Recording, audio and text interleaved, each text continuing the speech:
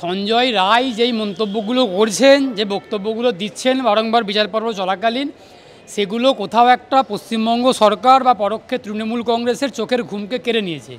তার কারণ আমরা সবাই জানি এবং আমাদেরকে জানাটা খুব স্বাভাবিক ব্যাপার যে একটা এত বড় তিলোত্তমার মতো ঘটনা, আর জি করের মতো ঘটনা কোনোভাবেই একজন ব্যক্তির পক্ষে ওই ঘটনা ঘটানো সম্ভব নয়, কোনোভাবেই সম্ভব নয়। আমরা শুরু থেকেই অভিযোগ করছিলাম যে এর পিছনে বড় বড় রাঘব বোয়ালরা মাথারা আছে, তাদেরকে পুলিশ ধরুক। পুলিশের পরে সিবিআই, তারপরে সিবিআইকেও বলা হলো, মানে সিবিআইয়ের কাছেও দাবি দীর্ঘদিন ধরে বাংলার মানুষ আমরা দাবি জানাচ্ছি যে সিবিআই প্রকৃত অভিযুক্তদেরকে, অপরাধীদেরকে চিহ্নিত করে হেফাজতে নিয়ে জিজ্ঞাসাবাদ করুক। সেখানে সিবিআইও নির্বিকার নীরব ভূমিকা পালন করছেন। এখন দেখা যাচ্ছে যে সঞ্জয় রায় যেটা বলেছেন যে আমাকে বদির পাঠা করা হচ্ছে বা আমি এটা করিনি।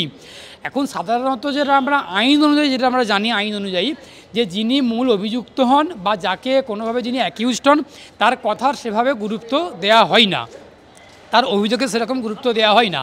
কিন্তু তার মানে আবার আইনে এমনটাও বলা নেই যে তার বক্তব্যটা, তার মন্তব্যটাকে, তার যে অভিযোগটা, সেটাকে পুরোপুরি ন্যায্য করে দেওয়া যাবে, এমনও কোনো আইনে কোনো সংস্থান, কোনো বিধান বা কোনো প্রভিশন নেই।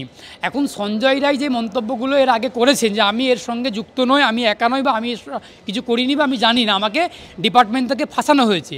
এবং তার থেকেও বড় কথা, কলকাতার প্রাক্তন পুলিশ কমিশনার বিনীত গোয়েল, তার দিকে আঙুল তুলে সরাসরি তার দিকে আঙুল তোলা হয়েছে যে বিনীত গোয়েল এই ঘটনাটার সঙ্গে যুক্ত এবং উনি আমাকে ফাঁসিয়েছেন।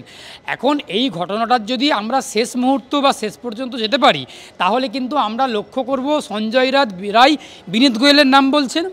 আবার বিনীত গোয়েলকে যদি হেফাজতে সিবিআই নেয়, আমরা আশাবাদী, আমরা মনে প্রাণে বিশ্বাস করি যে ওই বিনীত গোয়েল পুলিশ মন্ত্রী মমতা বন্দ্যোপাধ্যায়ের নাম বলবেন যে ওই পুলিশ মন্ত্রী মমতা বন্দ্যোপাধ্যায়, আমি বিনীত গোয়েল, আমাকে দিয়ে কাজগুলো, কর্মকাণ্ডগুলো করিয়েছেন। সঞ্জয় রায়কে ফাঁসানোর কথা বলা হয়েছিল, তথ্য প্রমাণ লোপাট করার কথা বলা হয়েছিল, আমি এই সব কাজগুলো যেগুলো করেছি মমতা বন্দ্যোপাধ্যায়ের নির্দেশ মতো, পুলিশ মন্ত্রীর নির্দেশ মতো আমি বিনীত গোয়েল এই কাজগুলো করেছি। সুতরাং সঞ্জয় রায় থেকে শুরু হয়েছে, এই সঞ্জয় রায়ের পরে বিনীত গোয়েল, তারপরে সরাসরি মাথা পুলিশ মন্ত্রী মমতা বন্দ্যোপাধ্যায়। এখন সঞ্জয় রায়কে কোর্টে নিয়ে আসা হচ্ছে, সেই সময় দাঁড়িয়ে নিয়ে আসা হচ্ছে, সেই সময় দেখা যাচ্ছে কি না, পুলিশ এখন গাড়ি চাপড়াচ্ছে, কালো কাঁচ দিয়ে ঘিরে দেওয়া হচ্ছে, হর্ন দেওয়া হচ্ছে, যাতে সঞ্জয় রায়ের কোনো মন্তব্য, কোনো বক্তব্য বাইরে যাতে প্রকাশিত না হয়, যাতে মিডিয়া শুনতে না পান। এখন বিষয় হচ্ছে যিনি অভিযুক্ত তারও কিন্তু সংবিধান অনুযায়ী বাক স্বাধীনতা আছে। কলকাতার পুলিশ, পশ্চিমবঙ্গ সরকারের মাথায় রাখা উচিত যে মানুষের কথা বলার অধিকার, কথা বলার স্বাধীনতা সংবিধান স্বীকৃত মৌলিক অধিকার। আমি যেমন অ্যাডভোকেট শেখ বাবুলাল, আমার যেমন এই কথা বলছি, এটা আমার মত প্রকাশের অধিকার, কথা বলার অধিকার। আপনি একজন সাংবাদিক, আপনারও মত প্রকাশের অধিকার আছে। পাশাপাশি যিনি অভিযুক্ত, যিনি অপরাধী, তারও কথা বলার অধিকার রয়েছে, বাক স্বাধীনতা রয়েছে। কলকাতা পুলিশ কোথাও একটা গিয়ে সঞ্জয় রায়ের বাক স্বাধীনতাতে হস্তক্ষেপ করছে, বাক স্বাধীনতাকে কেড়ে নিচ্ছে, কথা বলার যে অধিকার, মত প্রকাশের যে অধিকার, সেই অধিকারটা কোনোভাবে লঙ্ঘিত করছে। আমি আশা করব কলকাতা পুলিশ সংবিধান এবং আইন মেনে কাজ করবেন। কখনো কোনোভাবে একজন অভিযুক্তকে যখন কোর্টে তোলা হবে, তাকে সমস্ত দিক থেকে তার নিরাপত্তার দায়িত্ব করা, তার নিরাপত্তার দায়িত্ব পুলিশের উপর থাকে। কিন্তু তার কথাকে, তার মুখকে গার্ড করার জন্য, আড়াল করার জন্য, তার কথাকে ধামাচাপা দেওয়ার জন্য সে আঁটোসাঁটো নিরাপত্তা করবে, কালো ব্ল্যাক কাঁচ দিয়ে ঘিরে দেওয়া হবে, শব্দ করা হবে সেই কুণাল ঘোষের মতো, ওটা কখনোই পুলিশের কাজ না। পুলিশের কাজ হচ্ছে নাগরিক যাতে সুস্থ গণতন্ত্রে, সুস্থ পরিবেশে বাঁচতে পারে ভালোভাবে, যাতে নাগরিক তার মুক্ত কণ্ঠে স্বাধীনভাবে সাংবিধানিক মৌলিক অধিকার তার ভোগ করতে পারে, কথা বলার অধিকার ভোগ করতে পারে, সেইটা সুরক্ষিত করা, সেটা সুনিশ্চিত করা রাষ্ট্রের দায়িত্ব, সরকারের দায়িত্ব, সর্বোপরি পুলিশেরও দায়িত্ব। আসলে আমাদের দুঃখ, আমাদের কষ্ট কোথায় জানেন তো? এই পুলিশ আর পুলিশ নেই। পুলিশ তৃণমূলের মমতা বন্দ্যোপাধ্যায়ের দলদাস হয়ে গেছে। এই কথাটা যদি অনেক পুরাতন কথা, নতুন কিছু না, কিন্তু আবারও বলতে হচ্ছে পুলিশ দলদাসে পরিণত হয়েছে। তারই এই কর্মকাণ্ডগুলো, ফলাফলগুলো আমরা বুঝতে পারছি। আপনি পুলিশ মন্ত্রীর কথা বলছিলেন, আমাদের যিনি পুলিশ মন্ত্রী তিনি স্বাস্থ্যমন্ত্রী, এবং আজকে একটি ঘটনা হলো যেটা হচ্ছে যে 2 মাস ব্যাপী 163 ধারা জারি হলো স্বাস্থ্য ভবনের সামনে। কারণ ডেপুটেশন জমা দিতে গেছিল সিনিয়র চিকিৎসকরা, যেখানে আরজি কর কাণ্ডে প্রতিবাদের জন্য 2 জন চিকিৎসককে জোরপূর্বক বদলি করা হয়েছিল। পুলিশের সঙ্গে ধস্তাধস্তি হলো রীতিমতো। এই যে 163 ধারা জারি করা হলো 2 মাসের জন্য, কোথায় ভয় সরকারের সিনিয়র চিকিৎসকদের সঙ্গে কথা বলতে স্বাস্থ্যমন্ত্রীর, এবং আমাদের পশ্চিমবঙ্গ সরকারের ঠিক কোথায় ভয়, কোথায় বাজছে? সমস্যাটা হচ্ছে সিনিয়র চিকিৎসকরা বা জুনিয়র চিকিৎসকরা যে আন্দোলনটা করছিলেন, তাদের মূল কথা ছিল আমরা অভয়ার বিচার চাই, পাশাপাশি স্বাস্থ্যক্ষেত্রে যে ঘুঘুর ভাষা, সেই ঘুঘুর ভাষাটা ভাঙতে চাই, স্বচ্ছ নিয়োগ চাই, শূন্য পদে নিয়োগ চাই। এই কয়েকটা দাবি ছিল। পাশাপাশি হাসপাতালের রুগীদের এবং আমরা চিকিৎসক আমাদের যথাযথ নিরাপত্তা চাই।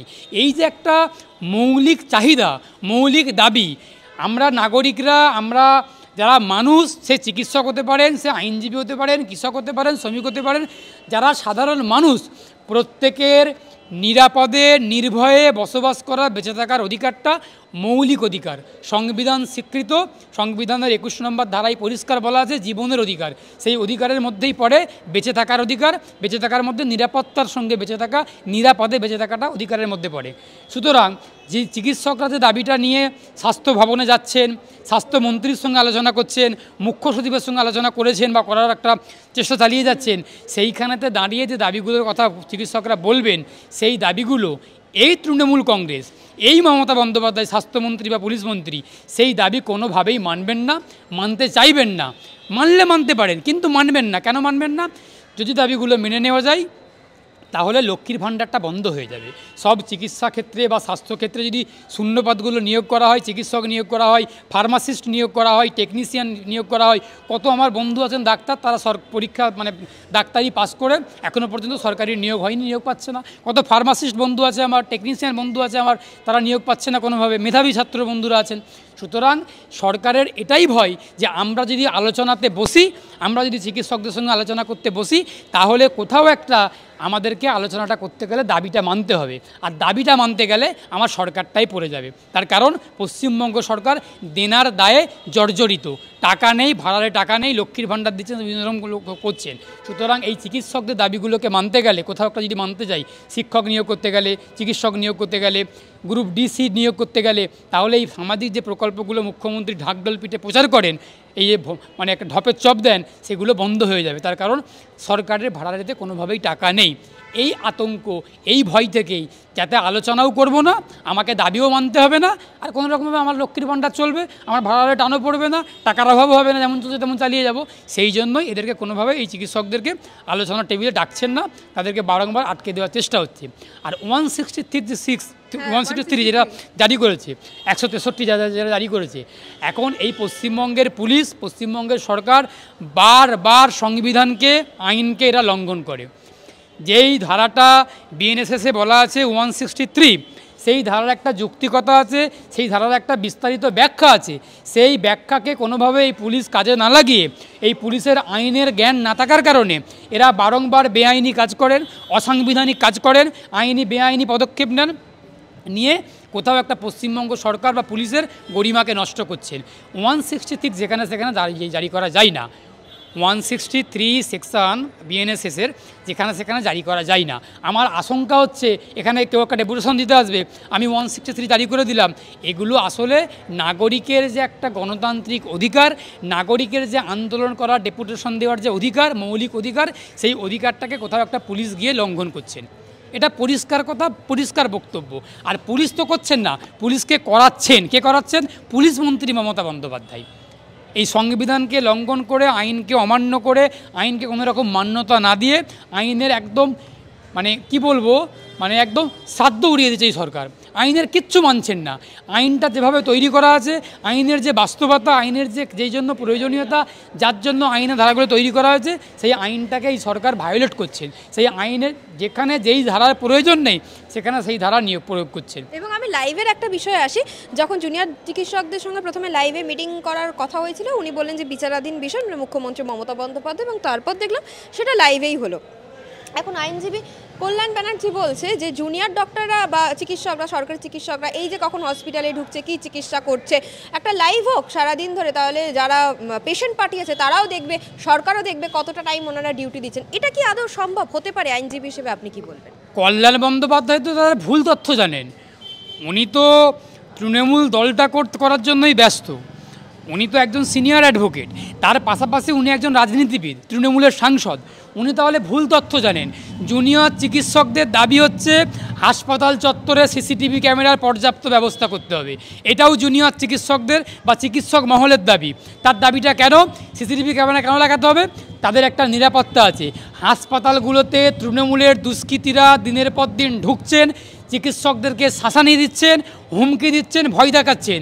একটা হাসপাতালের মধ্যে, স্বাস্থ্য পরিকাঠামোর মধ্যে, স্বাস্থ্য ব্যবস্থার মধ্যে মমতা বন্দ্যোপাধ্যায়ের নেতৃত্বে, স্বাস্থ্যমন্ত্রী মমতা বন্দ্যোপাধ্যায়ের নেতৃত্বে তৃণমূলীরা একটা থ্রেট কালচার একটা প্রতিষ্ঠিত করেছেন। সেই জন্য চিকিৎসকদের দাবি হাসপাতালের মধ্যে সিসিটিভি ক্যামেরার পর্যাপ্ত নিরাপত্তার ব্যবস্থা করতে হবে, সিসিটিভি ক্যামেরার ব্যবস্থা করতে হবে।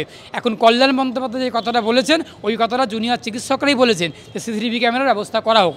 সেখানে দেখতে পাওয়া যাবে তৃণমূলের কোন গুন্ডা কালীঘাট থেকে এসে হুমকি দিচ্ছেন, নাকি নবান্ন থেকে হুমকি দিচ্ছেন, কে কোথা থেকে হুমকি দিতে আসছেন, কে থ্রেট দিচ্ছেন, কে শাসানি দিচ্ছেন, সেগুলোও ধরা পড়বে। চিকিৎসকরা অন্যায় করলে সেটাও ধরা পড়বে। চিকিৎসকরা তো আর ওপিডিতে বসে, ইন্টারোতে বসে কোনো অপরাধ কিছু করছেন না। তারা রুগীদের সেবা করার জন্য, রুগীদের চিকিৎসা পরিষেবা দেওয়ার জন্য নিজেদেরকে উৎসর্গ করে দিচ্ছেন। এইখানে কল্যাণ বন্দ্যোপাধ্যায়দের ভয় হচ্ছে, কল্যাণ বন্দ্যোপাধ্যায়দের রাগ হচ্ছেন। তার কারণ এই চিকিৎসকরাই তৃণমূল কংগ্রেসের ক্ষমতাচ্যুত করবেন, এই চিকিৎসকরাই মমতা বন্দ্যোপাধ্যায়কে ক্ষমতাচ্যুত করবেন। এখন কল্যাণ বন্দ্যোপাধ্যায়ের যিনি দিদি আছেন মমতা বন্দ্যোপাধ্যায়, সেই দিদির মেয়াদ খুব শেষ হয়ে যাচ্ছে। এই চিকিৎসকরাই ওই নবান্নের থেকে টেনে হাত ধরে গণতান্ত্রিকভাবে টেনে ছিটকে গঙ্গাতে ঠিলে ফেলে দিবে এই চিকিৎসকদের আন্দোলন। সেই রাগ থেকে, সেই ক্ষোভ থেকে কল্যাণ বন্দ্যোপাধ্যায় এইসব ভুলভাল কথাগুলো বলে বেড়াচ্ছেন। এখন কথাটা উনি রাত্রিবেলা বলেছেন না দিনের বেলা বলেছেন বলতে পারবো না। দিনের বেলা বললে অন্যরকম হবে, রাত্রিবেলা বললে আরেক রকম হবে, বলতে পারবো না কখন উনি কথাটা বলেছেন। যাই হোক, উনি যেটা বলেছেন না জেনে না বুঝে বলেছেন, মানে একদম শিশুসুলভ কথা বলেছেন, তৃণমূলী কথা বলেছেন, তৃণমূলী কালচারের কথাই উনি বলেছেন, সেই কি আছে, কিন্তু মানুষের মতো কথা বলেননি। একজন মানে প্রতিষ্ঠিত শিক্ষিত আইনজীবীর মতো উনি কথা বলেননি। তাহলে উনি যদি সে কথাটাই বলতেন, বুঝে শুনে বলতেন, তাহলে চিকিৎসকদের যে দাবিটা, সেই দাবিটা আগে ওনাকে জানতে হতো। কী দাবি? সেই দাবির মধ্যে পর্যাপ্ত নিরাপত্তা, হাসপাতাল চত্বরে পর্যাপ্ত সিসিটিভির কথাটাও চিকিৎসকদের দাবির মধ্যে ছিল, সেই দাবিটা মানতে হবে। এখন এই সরকার যেগুলো করছেন, সেকশন 163 জারি করেছেন, কল্যাণ বন্দ্যোপাধ্যায় চিকিৎসকদেরকে নিয়ে কথা বলেছেন, চিকিৎসকদেরকে কোনো রকমভাবে আলোচনায় ডাকছেন না, গ্রহণ করছেন না। পাশাপাশি সঞ্জয় রায়কে যখন কোর্টে তোলা হচ্ছে, পুলিশ গাড়ি চাপড়াচ্ছেন, কালো কাঁচ দিয়ে ঘিরে দেওয়া হচ্ছে। এই যে সামগ্রিক পরিস্থিতি, এই সবের মধ্যে একটা কথাই শেষ করব বলে, এই সব কিছুর মধ্যেই মমতা বন্দ্যোপাধ্যায় ভয় পাচ্ছেন।